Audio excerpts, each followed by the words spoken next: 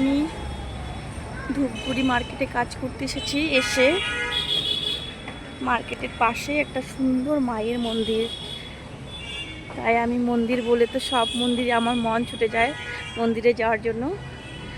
এর জন্য আমি চলে আসলাম, একটু একটু করে মায়ের মন্দিরে যাচ্ছি।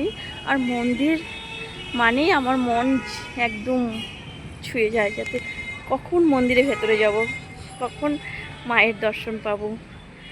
খুব সুন্দর। এটা হলো গেট, তারপরে দুপাশে ফুল বাগান দিয়ে চলে আসলাম। সাইডে আছে শিবলিঙ্গ, শিব মন্দির। তারপরে আছে আমাদের এই দেখো নন্দু মহারাজ জি যেন তাকিয়ে আমার সাথে কিছু বলছে কথা। এখন মন্দিরের সিঁড়ি দিয়ে চলে যাচ্ছি।